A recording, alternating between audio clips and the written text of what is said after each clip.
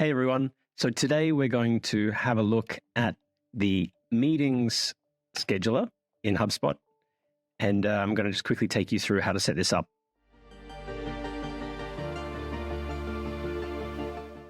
So when you start in HubSpot, you might be starting from the contacts page or from a report or a dashboard or something like that. To find the meetings scheduler, you go to Sales and you go to Meetings. And here you will find the default one, the first one that's set up for you. This is all set up automatically in your account, so you don't really need to do anything to begin with. As you can see here, it says default. For the free account in HubSpot, you actually get this included. So everyone who uses HubSpot should have this here. And then if you use the HubSpot Sales Hub, the starter level or beyond, and also I think for the Service Hub as well, you'll get access to create additional calendars here. But every account should come with one meeting schedule calendar that you can add in here. It'll already be available for you to use. So the first thing we need to do is to connect up our calendar with this, because this calendar is basically like a Calendly, or like this scheduler is like a Calendly sort of thing where you can go in. Let's have a quick look. It looks like this automatically, and it just allows you to share this link, let's say like here, this URL, in your email, in your signature, or maybe in a message to a prospect, or in the content of an email, a link in an email. If you want to allow them the ability to schedule a time with you, they can use this scheduler. And the beauty of this scheduler is that it basically has everything all neatly organized and shown here. The customer, the client, the prospect can see this page. They can look at the dates. Maybe they're busy this week. They want to schedule a meeting with you for next week. They can look at the day they're free, and they know they're free, in the afternoon on Wednesday. That suits them. So they can basically see the time that they want. And if they're in another time zone, let's say they're in Canada, then we can see the times adjust as well. So we can see here now, these times are adjusting for this time zone. And there's a 11 o'clock time, for example, and that will be, 4 o'clock or whatever time it is for you, wherever your base is. So, and we can see here as well, we can also schedule we can offer different times for the client as well. So they could select, 15, 30 minutes, 1 hour, etc. So I'll show you how to set all this up. Very, very easy. And then when they select the date, they select the time that suits them, they add in their details here, and then click request, and they'll automatically get the notification in their email about this, and you'll also get this saved in your calendar as well. So let's go back and have a look at how we set this up. The first thing we need to do is connect up our calendar, and there's an integration between HubSpot and these different platforms to use the calendar functionality. So you can use Google Calendar, you can connect that with Outlook, or the Outlook calendar with your Microsoft Exchange if you've got that, if you're using that in your company. I think in most cases, it'll be Google or potentially Outlook here. And to set it up, you basically just click the company that you want to use, the software, follow the next steps, accept and connect. And then we go into our Google account and we can say allow. And hopefully it'll connect. Yeah, so good. That was super easy. So now the calendar's connected there, and then we can go in and adjust what we see here. So as I went through earlier, you can see this is how it will look for the user and for the client or the prospect. So you want to keep this in mind when changing the settings as well. So we can see here, I'll close this extra one. So we can see here, we go to edit. We can then, the default meeting type is one-on-one. I'll do a different video explaining the different other options for starter or sort of paid level accounts. But for this free account, we can only choose this one-on-one, or we just have this one-on-one by default. We can change the name here. So you might want to call this like the standard consulting call or something like that. Whatever internal name, this is just for you so that you can keep track. We have the person organizing, which by default is you. And then we can have some event titles for the calendar. And so this would be shared with the client. And so you might want to say like, we would have the company name, and then Terrific consulting call, let's say. And then where it has a company name, we're actually just going to replace that, and we'll include the company name from the client's HubSpot profile, so what you've got in HubSpot for that client. So we just have that there like that. It's the token. Let me try that again. Company name. There we go. So we can see here, this is a personalization token, an active dynamic token that will adjust depending on the contact name there, or for example, the company name, or for example, you might want to put the contact name. Let's say you might have first name, last name, like this. And so we've got, John Smith and terrific consulting call, whatever you want to have here. And then we have location. And so we can have a physical location, but I think most of the time you'll want a digital location. You can type text here. So you could say something like, Zoom call, but you can also connect up different platforms here to basically automatically generate the location, the digital location for the call.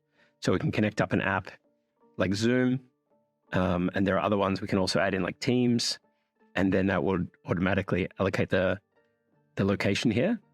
Yeah. So I'll skip that for now, but we'll come back to this and do this in another.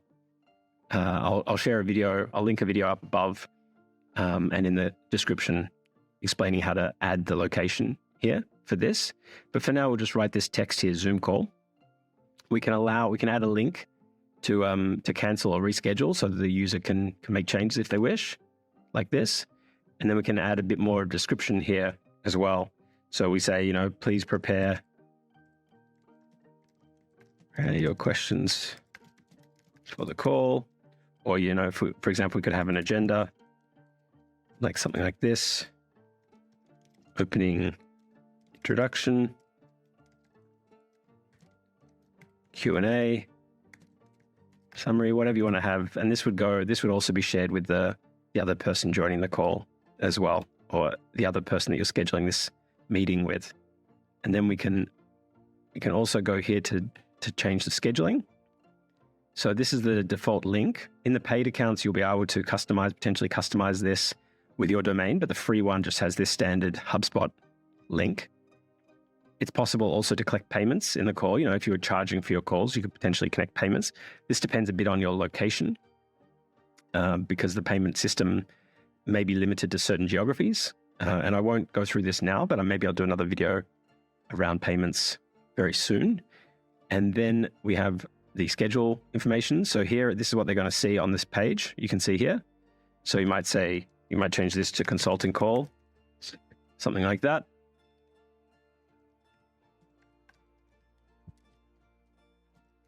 Or whatever you like. And then we can add the options for the duration of the call. So it may be a case of, 15 minutes is not long enough. You always want to make sure you've got 30 minutes or 1 hour for your calls. Or you might want to even limit just to one option, 45 minutes, for example. We can select the time zone, the default time zone for this call. So you can just type in, or you can just scroll maybe to find the right one that suits you. Let's see. Yeah, so some of the searches might help. The Australian ones are a little bit harder to find because they don't usually have, oh, they do. Okay, that's good. This one has Australia. So we can try this. Okay, that's nice. So you can choose different times. And then we've got the availability. So you can offer any of these options every day, certain days, weekends only, et cetera, et cetera. We've got standard Monday to Friday, 9 to 5. But let's say we want to change certain days. We want to have some days less or more. We can say like this. Actually, let's go like this. Yeah. So let's say we've got Monday to Friday. We want to have each day. Let's go Monday, Tuesday, like so. And then you might only want to be available, between certain times. So you can change all of that as well. Maybe just offer the afternoon on a certain day, like so. And then it will only offer these 3 days and the certain times that correspond to the time zone and the hours you've set here, like this. So that can be quite useful. And then we go additional settings. We can also change the image that appears here. So it can make it a company logo or personal, or change it to a custom one. And then we can also schedule when a meeting, we can also set when a meeting would be scheduled. So for example, you might want to only offer 1 week, 2 weeks in advance, or you might want to say for the next month or 2 months. It's up to you. But it's probably safe to just say 1 or 2 weeks from today. So you don't want people scheduling meetings 3 months from now if you don't really know what your schedule is going to be then.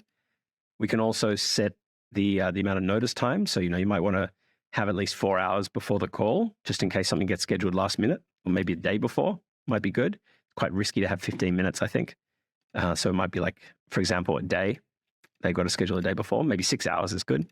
And then some buffer time around the meetings. So you got time between the meetings to do other tasks or prepare for the next call. So you can add that here. You can set the different times, the increments, let's say.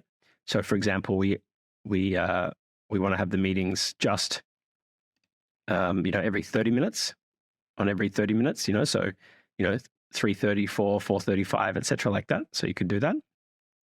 Okay. We can change the language and adjust it to the user's browser, or you can just always set it as a certain language, and also the time and date formatting as well. So that's up to you. If you have multiple languages and multiple things going on, then you might leave this like that, or you might want to limit it to one certain language if you know all your clients and everyone is going to be using that language. But I think this probably covers it. And then we can go to form, and the form we can change. Let's see if we can add custom questions. So we can't change the first 3 parts, but then we can add a custom question, maybe more than one. We can make it required or not required, so that the customer can add in maybe some information that can help you prepare for the call as well.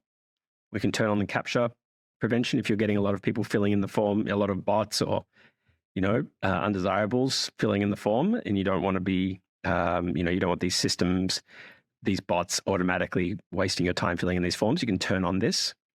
We can also turn on the GDPR privacy consent requirement, depending on your, legal requirements. We can pre-populate the fields with known values. So this might be, contacts previously filled in a form, a HubSpot form on your site. Then HubSpot will try and complete the form based on those answers before.